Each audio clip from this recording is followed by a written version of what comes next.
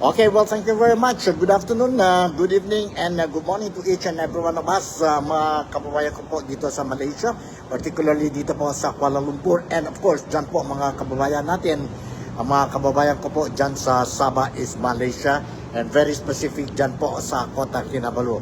Kumusta kayo? How are you? I hope everything is running smoothly. Today, it's Tuesday na po, no? Tuesday na po, and it is already August 26, August 26. Now, may mga istorya tayo, mga balita tayo that I would like to share with you po. And unang-una po, I want to say that walang forever. Totoo yan po. Pagdating naman sa buhay natin po, sa buhay natin, sa futuro natin, or when we talk about our future, and what we are enjoying now, walang forever. There is no such thing as a forever. You'll be happy, forever you'll be satisfied, forever you'll be sad, forever your life will be miserable. There is no such thing po. And yon ang title natin, yon ang topics that I'm going to touch today during this Tuesday. Sabihin natin Tuesday episode natin. But before going any of this, sabihin natin walang forever salita po ng mga tao, mga Pilipino po, no? First of all, I would like to extend to you or pass to you ang mga latest updates regarding ang September 23 appointment ni former President Rodrigo Roa Duterte when we talk about his hearing of his charges po dyan sa International Criminal Court, dyan po The Hague, scheduled on September 23rd. Yesterday, I mentioned about ready na po ang legal team ni Tatay Digong, spearheaded by attorney Nicholas Kaufman. And today, mayroon tayong, I'm going to share with you a footage, video clip po, wherein it was an interview by Mr. Alvin, dyan po sa The Hague po, on the updates regarding si Tatay Digong. So, wag na tayo mag-delay. I will share with you immediately itong footage po so that you will be able to know what is the latest updates tungkol kay Tatay Digong. And of course, I know everybody wants to know, a lot of people wants to know what is the latest on Tatay Digong. And of course, nakita din natin po during the interview kay Mayor Baste Duterte, the acting mayor of Davao City po. Nandyan siya ngayon sa The Hague to visit ang tatay niya. So far, nandyan po si Vice Mayor or acting Mayor Baste Duterte. Nandun din si Kitty, ang daughter, the youngest daughter of Tatay Digong. And the other day, we saw nandyan po si Congressman Polong Duterte po. Wala si Inday Sara Duterte. And anytime soon, anytime this week po, we were made to understand that all the 4 children of Tatay Digong will be visiting sa kanya po, dyan po sa detention center ng International Criminal Court. So, first and foremost, ito po, let's listen to the video clip that I have prepared for all of you, no?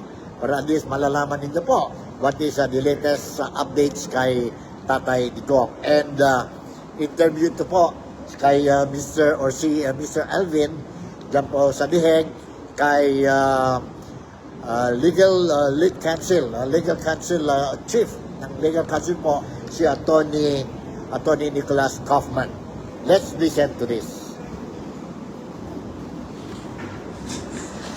Attorney Kaufman, good afternoon. How are you today? Good afternoon. How is our former President Rodrigo Roa Duterte? As always, he's in good spirits. Very happy to see his legal team. Thank you, Attorney. Attorney, after submitting the renewed request for the interim release of the former President Rodrigo Roa Duterte, what is the expected timeline for the pre-trial chamber to issue its decision? Well, it's customary that the chambers rule on such requests as quickly as possible. So we anticipate within a week or two, we should have a decision. Based on ICC practice, Attorney, are there specific procedural rules and guides how quickly such requests should be Well, they should be resolved. The statutory framework requires that requests for interim release are resolved as soon as possible. Attorney, regarding your motion to defer adjudication of the jurisdictional challenge, it is correct that the pretrial chamber must first decide on the interim release request before the turning onto jurisdiction. Is that what we are aiming for here? Well, I don't think the sequencing is quite correct there. The chamber can decide on jurisdiction at any stage, even up until the end of the confirmation of charges hearing. We believe that it should be decided. Still awaiting a decision on that particular matter. Interim release, however, is a different matter entirely, and the judges normally decide on that type of thing as soon as possible. So, Attorney, it is possible, just to make it clearer, that on jurisdiction, it is possible that the decision on jurisdiction could only come after the confirmation of charges hearing. At the end of the confirmation of charges hearing, it's possible. However, I believe that the decision on the jurisdictional challenge will be earlier. Interim release, I believe that should be within a few weeks. Does that affect the strategy of the defense? Not really. We hope that the former president will be released. We believe he should be released, and we hope that it will happen. Attorney, if the court ultimately decides not to proceed to trial, what happens to the unresolved motions, such as those jurisdictional challenge or interim release? Will they simply be moot or academic? There will be moot and academic, yes, exactly. I mean, if the case doesn't go to trial, it's because there isn't enough evidence to satisfy the substantial grounds to satisfy the court that the former president committed crimes. So there's no case to answer, as it were. Attorney, on a different matter, media reports claim you withdrew the request to disqualify Chief Prosecutor Karim Khan before the appeals chamber. Can you clarify whether this is accurate? That's totally false. That's based on an incorrect reading that some reporter, I forget which journal it was, had of something that was published on the website. And like you, Alvin, didn't unfortunately read the fine details. What was published on the ICC website was an earlier motion that we filed in April, where the prosecutor had notified his supposed lack of conflict of interest. We relied on what's called the presumption of prosecutorial regularity. Didn't feel that there was a need to basically contradict what the former prosecutor had said. That's the former prosecutor, the current prosecutor, but he's currently on self-imposed leave. And then, at the end of June, we were suddenly disclosed the motion that he'd filed on behalf of the victims that he had represented. He'd represented more than 100 victims. The number, the nature of the representation were not known to us in advance. That's why we have reintroduced the request for the disqualification of the prosecutor. Attorney, if the appeals chamber grants your request and Prosecutor Khan is disqualified, what would be the immediate and long-term significance of these developments? Well, immediate and long-term significance won't be too great because effectively, as I told you just now, he's on self-imposed leave because of the allegations made against him. However, there is an additional aspect to the request to disqualify Karim Khan. We argue that the very fact of his involvement as a victim's representative and subsequently becoming the prosecutor means that the investigation itself against the former president has been contaminated. Okay. Attorney, All right, that's it. The legal counsel of the chief legal counsel of former President Rodrigo Roa Duterte po, giving us some updates regarding the situation or the case of Tatay Digong po dyan po sa detention center ng International Criminal Court. Maganda din ang everything is set and they are ready for the hearing of the charges scheduled on September 23rd, next month yan po, no?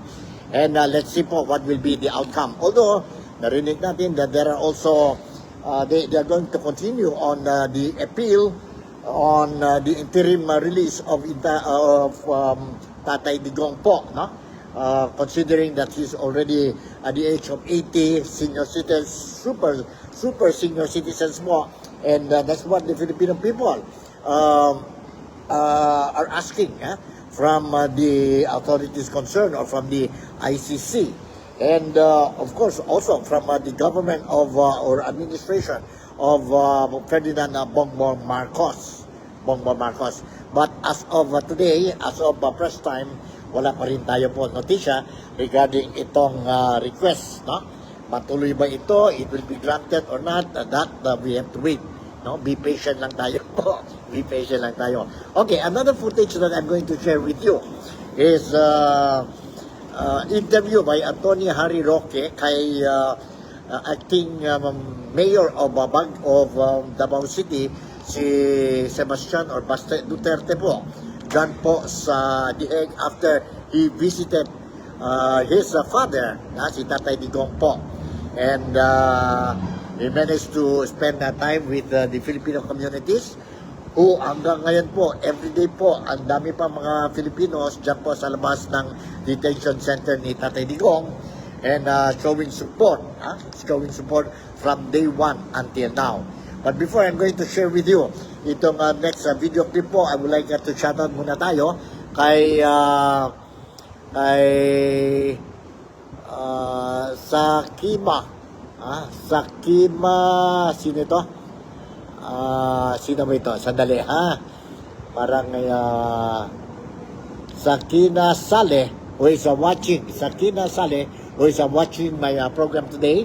So dito po sa Nick Talk, the Real Talk with Nico. And at the same time, I would like to say good afternoon.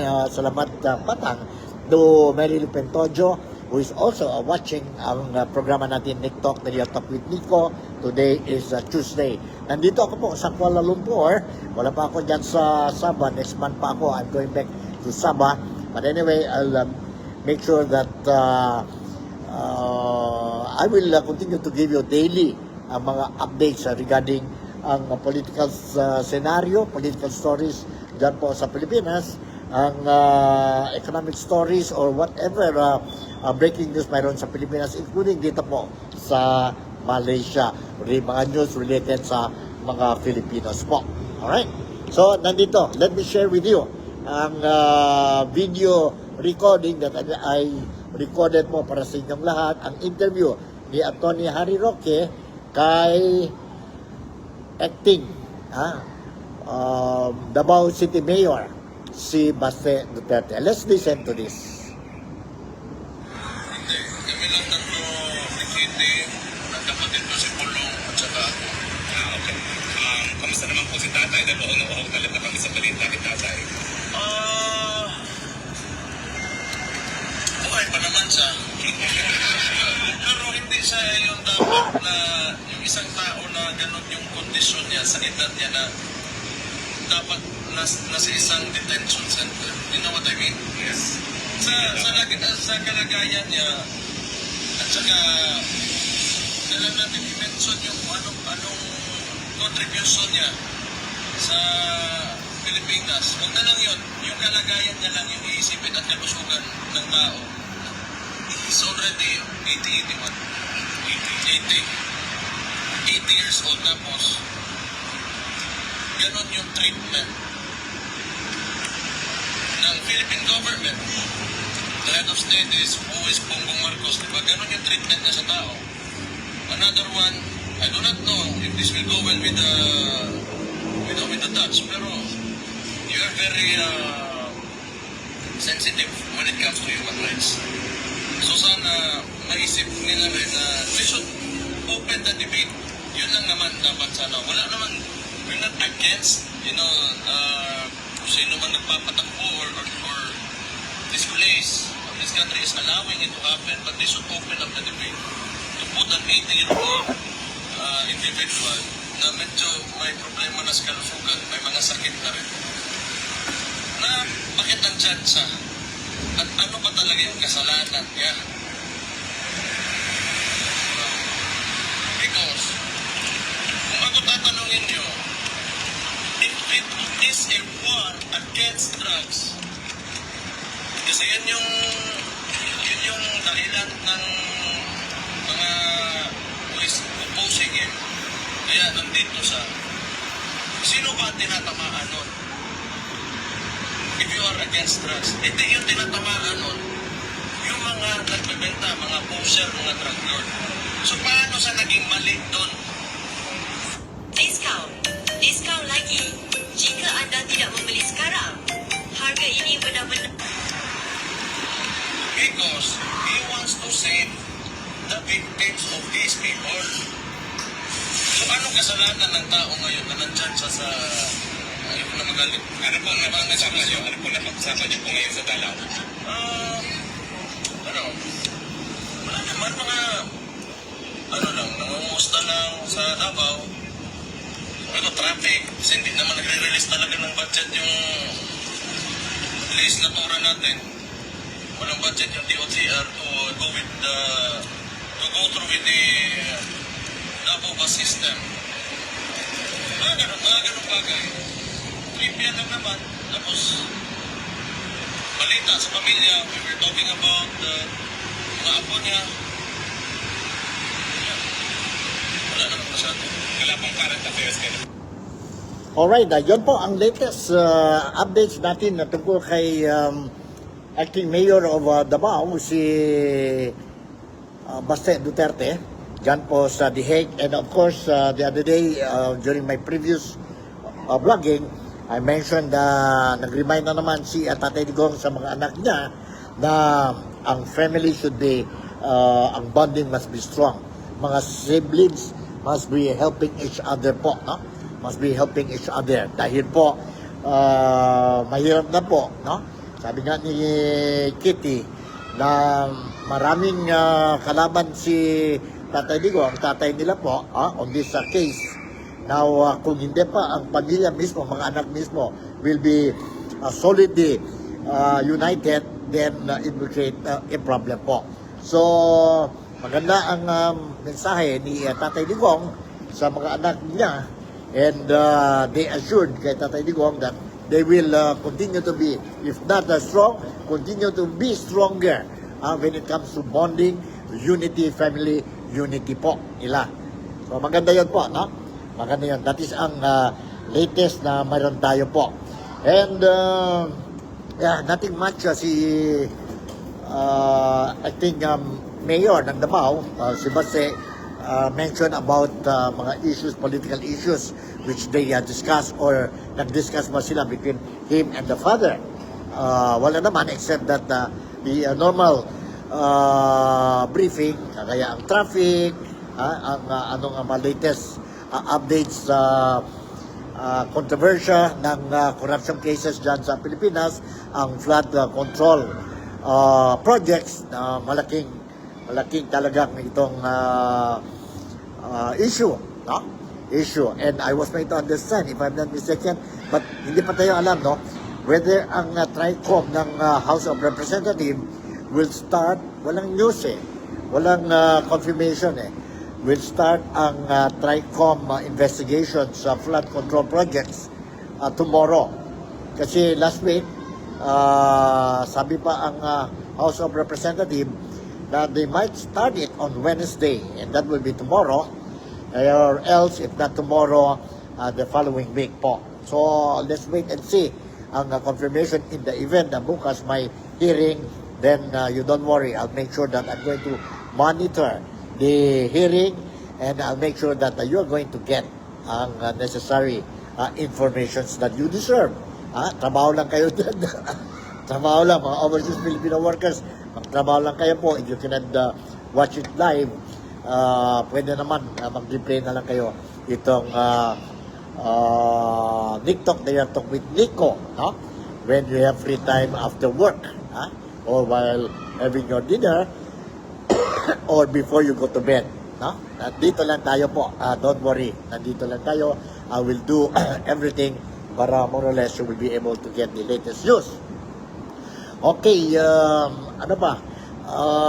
Going to itong mga sabihin natin, itong contractors, kongresista nagiging contractor, contractors, and ang corruption cases or corruption activities carried out allegedly, reportedly by some congressmen, lawmakers natin po, no? Involved sila sa mga proyekto nito, and mayroon tayo isang video clip that I want to share with you ngayon po, ang interview ng ANC, no? Sa very sabihin natin may authority to talk po. I will not mention the name. Mamaya you listen to the video clip po and ang contractor concern po. surprise tayo sa inyong lahat muna. Ito na po, ha? Ang nag-interview sila po, ang ANC, they interviewed itong contractor na tumakbo po sa Pasig as mayor ng Pasig City last midterm election last May. And she didn't make it. She didn't make it po. Nanalo dyan po ay ang famous mayor, very young but a very aggressive and serious, honest, and God-fearing mayor po, si Mayor Vico Soto. And ang kalaban niya po, mayaman na mayaman po, no? Maraming project din nakuha yun po sa flood mitigation programs. Although, she and her husband started from rock to riches pa yun po, no? And naging issue ngayon dahil mayroon interview sa kanya prior to the election, and she was bragging ang mga luxury cars na po. And this time around, sabi ang custom, they are going to investigate po kung nagbayad ba talaga ang taxes ng mga kotse na ito, very luxurious cars, or ano. Kung nagbayad din, wala tayong problema. Pero kung hindi nagbayad, yun ang malaking problema po. They have to pay. No? They have to pay. Nandito po, let's listen to this. Let's listen to this. Hold on. Attorney Maronilla, good afternoon to you. Thanks for joining us today. Welcome to the program. Good afternoon, Carmina, and good afternoon to those who are watching your program. Where are you going to look first with regard to the luxury car collection of the Discaya couple? Based on the video that's been circulating, that's been given to us, we're now going to seek some information from the Transportation Office relative to the vehicles that are under the name of the Discaya couple, and of course under the name of their businesses. We'll start there, and of course there are other identifying marks also that we were able to look into in that video, and we'll start from there also. Identifying Especially plate marks? numbers. Yeah, identifying Plate marks. numbers, models of cars, and that sort. So we'll start looking from that. Of course, we'll start with the information that will be given by the Bureau of with the Land Transportation Office. With that, we can now at least get the specifics and trace back the transaction to the Bureau of Customs. What would the commission see as a red flag? Is it the first? There are so many that could probably serve as red flags. You haven't gotten any information yet from the LTO, but what are you looking for exactly? The first year of importation, how fast, how often they import cars? Tell us more, Commissioner. Well, those informations, I think, will be used by the other agencies that are auditing the tax liabilities of the Discaya couple, or at least their businesses, more particularly the Bureau of Internal Revenue. So we'll provide them with that detail that might help the audit that is being conducted also by the Bureau of Internal Revenue. But as far as the Bureau of Customs is concerned, we'll look into, of course, if these vehicles that went to the Bureau of Customs were declared properly, whether they paid right duties and taxes. So those are the issues that we're going to look into. We're also going to look into, of course, their companies. If these are accredited brokers, what are the importations that were made, and provide those information with the Bureau of Internal Revenue to aid them with their own audit. As early as now, Attorney Maronilla, can you tell us if the Discaya couple has been using a specific importer, a specific broker, a specific company, or are they using several? What can you tell us about that?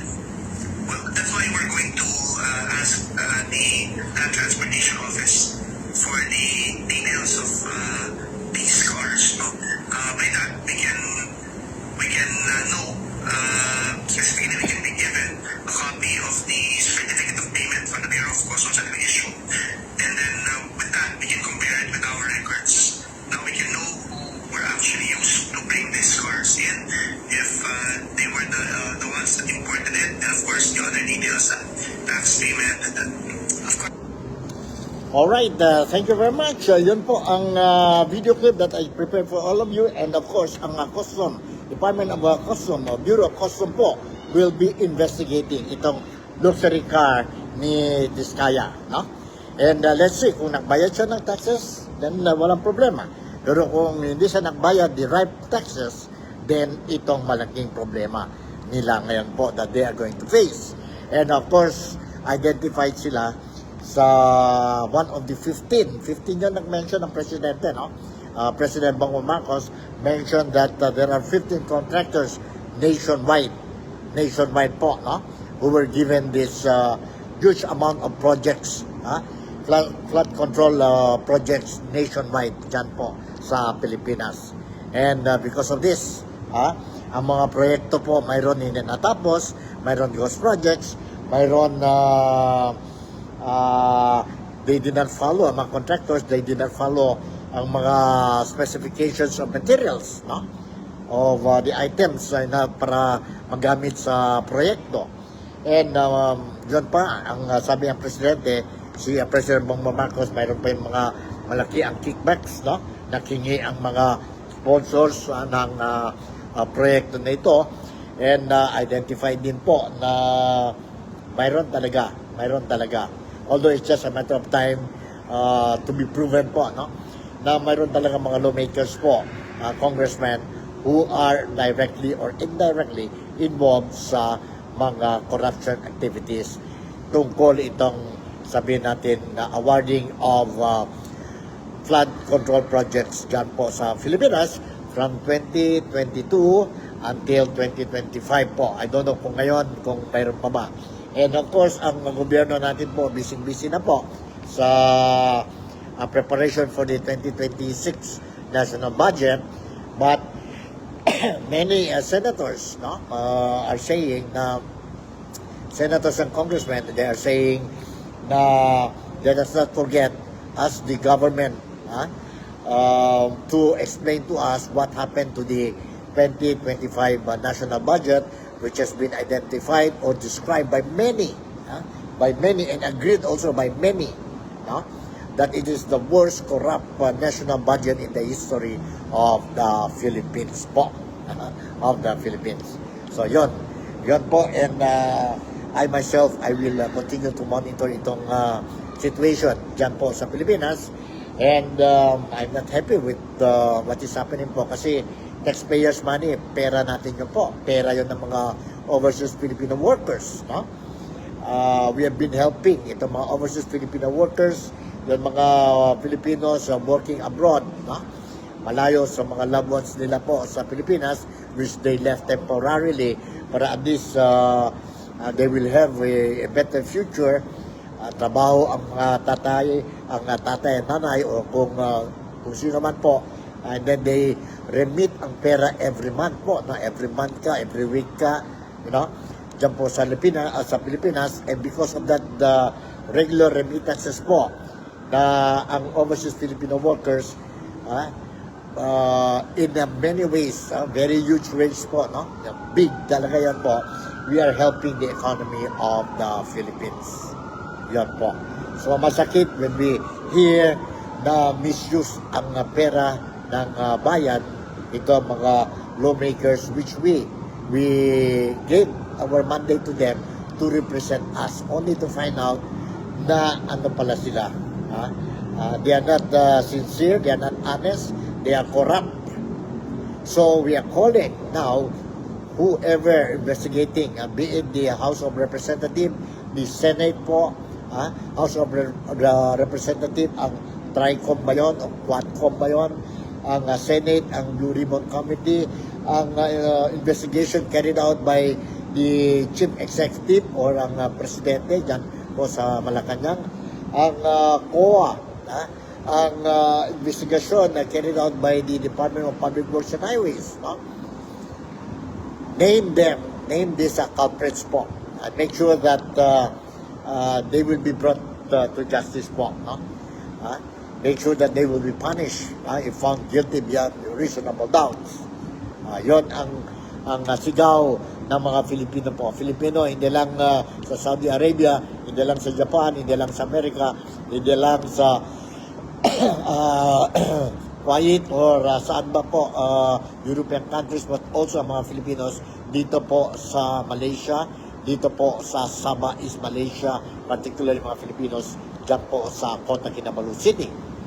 So yun po ang cry namin para sa gobyerno. Alright? So before I will conclude this program po, now let me share with you itong title natin kanina, di ba? Ang title natin is Walang Forever. Totoo naman po, walang forever naman sa mundo ito po, no? And I don't know if this is a good news, bad news ba? Pero para sa akin po, ito na po. This is what you get.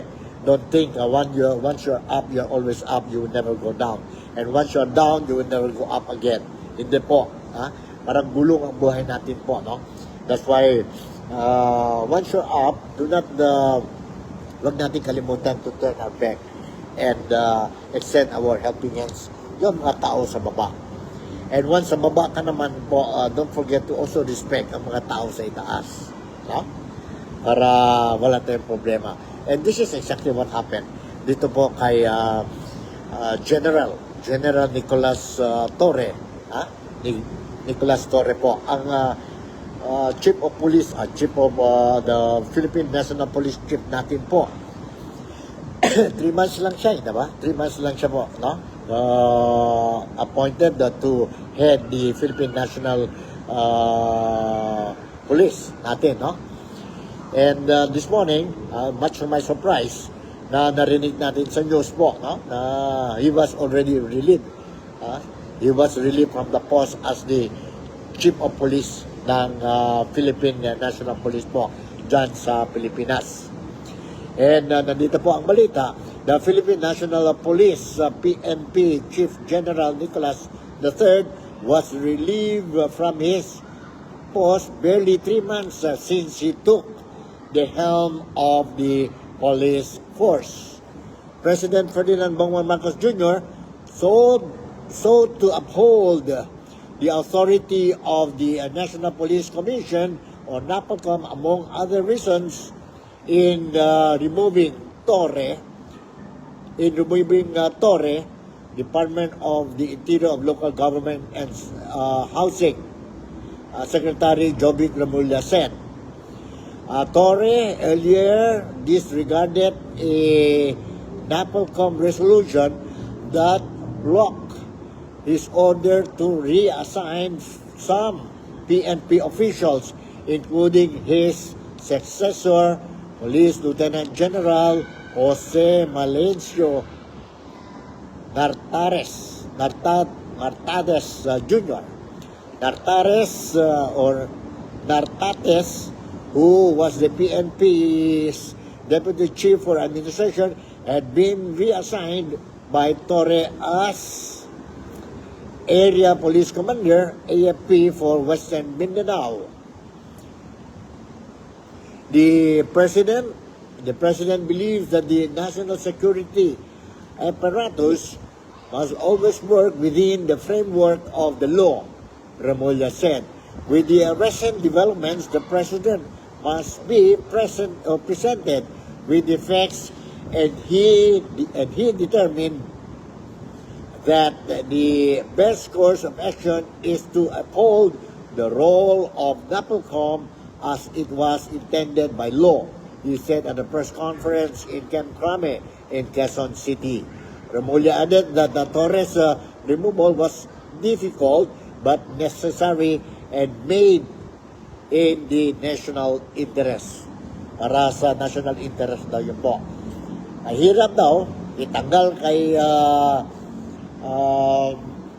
General Nicolas Torre, but kailangan nyo po for the sake of the nation. For the sake of the nation. Remember po kung sino ito si General Torre? Siya na yan po nag-conduct ang operation dyan po sa Davao to arrest Pastor Kibuloy. Naging malaking issue yun po. Tapos, yun serving of the warrant of arrest kay former President Rodrigo Roa Duterte po last March. Last March. And dyan na po, maraming mga Filipino galit sa kanya po. And nagiging arrogante ito po, no? And just lately, yung boxing match between acting mayor Base Duterte of Davao. And sa kanya po, he played the issue, no? He really played the issue. Akala niya po, he will not be going down anymore. Nasa itaas na siya po. But only to find out, paggising niya kanina, may order na po na wala na siya as the Chief of Police ng Philippine National Police po. He has been replaced by Nartates. Nartates na po. Kaya nga, I don't know, is it a good news para sa mga Filipinos? Or a bad news para sa mga Filipinos? For those supporting Torre, siguro iyak sila ngayon. But those who didn't like kay Torre because of his being so arrogant. Being so arrogant. And ututo lang po. The word they say, ututo lang. He carry balls. And ito na po. Ito na po. This is, you see what happened. Anyway, let's see po ang ano nangyari. Kasi 4-star general siya po. No? All the chief of police, police chief ng Philippine National Police po, 4-star yun po once you become the police chief. Now ngayon, siya is a 4-star, and another one, si Nartates, will be coming in 4-star. So dalawa na silang 4-star po, no?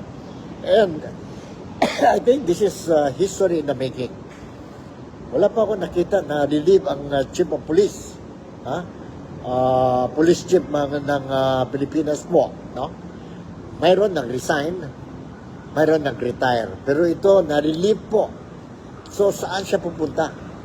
Babalik ba siya sa 3-star or saan siya pupunta po? But we were made to understand na si President Bongbong Marcos is also thinking of giving him another post. So, ano yan po? Post sa polisiya ba? Sa police? Or as a undersecretary ba? Or secretary ba? Or whatever. Now, let's see po. Let's see ang latest updates. Okay, let's continue with this news lang po. Remulla added that the Torres removal was difficult but necessary and made it in the national interest. The President is committed to ensuring a unified direction and collaboration across all areas in his cabinet, particularly those responsible for delivering security, peace, and order, he said.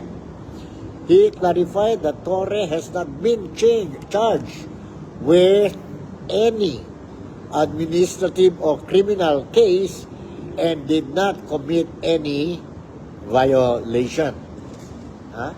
Any violation. According to Remulla, the 4-star general was given the option to retire and is also being considered for another cabinet post. Cabinet post pala, no? Cabinet post. Ano kaya ang cabinet post niya? Nartates immediately assumed command on Tuesday or today and took oath as office in charge before Remulla. He is a member of the Philippine Military Academy, Tanglao Diwa, class of 1992, and is set to retire in March 2027. Tagal pala pa, no? The office in charge was given 1 month to present a comprehensive national security plan. In his assumption speech, Nartates said Torres' programs, including the police 5-minute response time, would continue. Alright, yan po. Yan po ang latest natin na tungkol sa appointment. The appointment of police chief of the Philippines. No? So, with this, I think everything is okay na po.